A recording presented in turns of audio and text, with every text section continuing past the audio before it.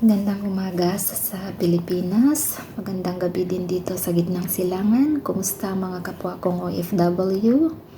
Lahat, sana lahat tayo ay nasa mabuting kalagayan. Gabayan naway tayo ng Panginoon saman tayo naroroon.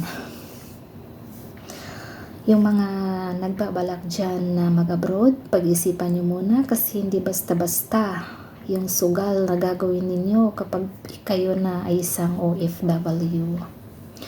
Bilang isang OFW, importante ang oras. Oras napakahalaga kahit madami kang pera, kahit meron kang pera. Money cannot buy time. Pakakaisipin nyo sana yan.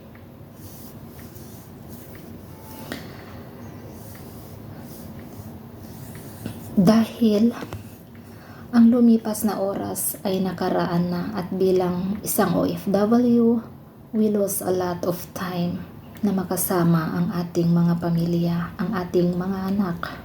Importante po ang ating mga anak. Dahil pinili nating mag-abroad, mahiwalay sa ating pamilya para mabigyan sila ng magandang buhay, lumaki na ang mga anak natin, mga anak ko. Hindi ko nasubaybayan ang paglaki nila. Yun ang nakakalungkot na parte ng buhay ko. Dahil dekada na rin po ako dito sa gitnang silangan para mabuhay ko ang aking mga anak. Isa po akong solo parent. Nag-iisang bumubuhay sa 4 kong anak. Hindi ko nasubaybayan ang paglaki nila. Hindi ko na-experience ang milestone ng mga anak ko. Iyon ang pinakamalungkot na parte ng buhay ko. Kaya yung mga gustong mag-abroad dyan, pag-isipan ninyo. Sa totoo lang, di ko na-experience makasama ang mga anak ko. At di ko naramdaman ang pagiging ina ko, pero dito sa puso't isip ko, mahal na mahal na mahal at miss na miss ko na ang mga anak ko. At kung pwede ko lang maibalik ang kahapon, ang oras na nagdaan, ay gagawin ko.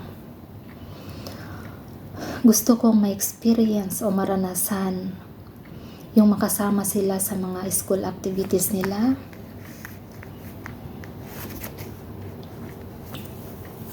Sa mga kaarawan nila na dapat sana ako'y makasama nila, may handa man o wala, na yun din yung gusto kong mangyari, yung magkakasama kami na kahit kami kinakapos.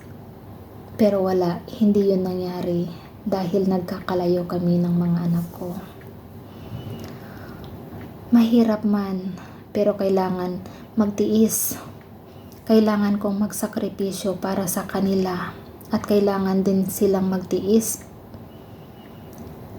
sa pagkawala ko sa tabi nila, lalo sa mga oras na kailangan nila ang isang ina, sa mga oras na nagkakasakit sila, sa mga oras na may problema sila. Wala silang malalapitan, matatakbuhan dahil malayo kami sa isa't isa. Wala din silang ama na malalapitan o matatakbuhan. Bilang OFW, di basta-basta ang sakripisyo na ginagawa ko.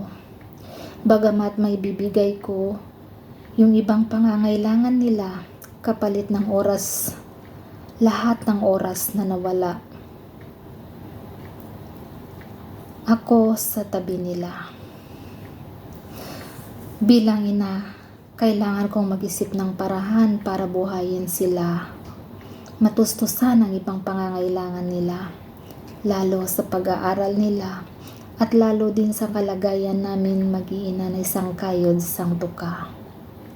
I am just praying every time and always na sana pagdating ng tamang panahon, sa tamang oras, tamang pagkakataon, lahat ng sakripisyong ginagawa ko, sana may mapupuntahan, may patutunguhan.